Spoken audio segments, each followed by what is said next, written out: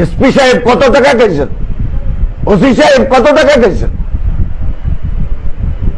কার উপরে নির্দেশ? উপরে কি ওবায়দুল কাদের নির্দেশ দিতে পারে?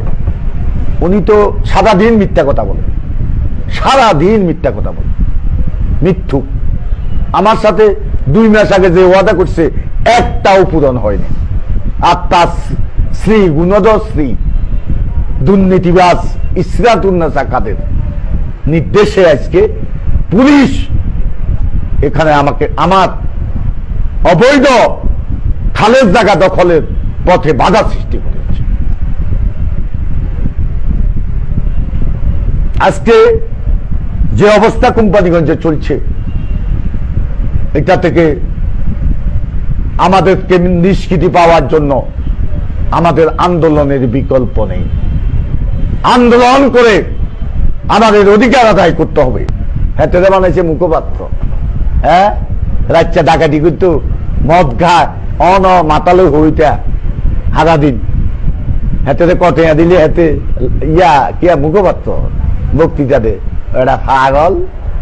হ্যাঁ, মন্ত্রী কয় যে আমি তাদের সাথে দেখাও না, 6 মাসে দেওন, 1 বছরে দেওন, অন কি খেলা দেয়াইলেন? মিনিস্টার সাহেব বাদামতির খেল খেলছেন। হ্যাঁ, সব বিজ্ঞান লেবাইসালি করিয়েন না। আমনের খবর ব্যাগে জানে, আমনের বিজ্ঞানের তথ্য আমার কাছে আছে। ধমকি দিয়েন না, তথ্য আমার কাছে আছে, আমি জায়গা মতো পৌঁছাবো। আপনি কি মনে করছেন? হ্যাঁ, ভুয়াকালে কি বিমলতি হয়েছে? হ্যাঁ, নিজেকে বিলীন করে দিতে চান? এগুলা করলে কোম্পানিগঞ্জের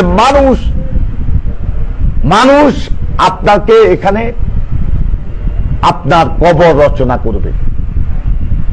আগামী নির্বাচনে দাঁড়ানোর সুযোগ পাইবেন না।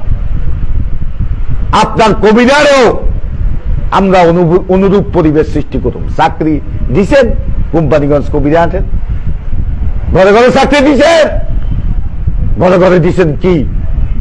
হ্যাঁ, কেস, মামলা, হামলা,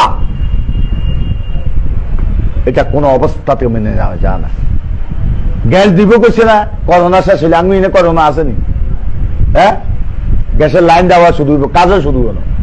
কার লগে কাজ চকলে বাইসালি করে দক্ষিণ এলাকা ভাঙ্গি সব শেষ হয়ে যেতেছে। হাজার হাজার মানুষ আজকে গৃহহারা, তাদের বাড়িঘর ভেঙ্গে রাস্তায়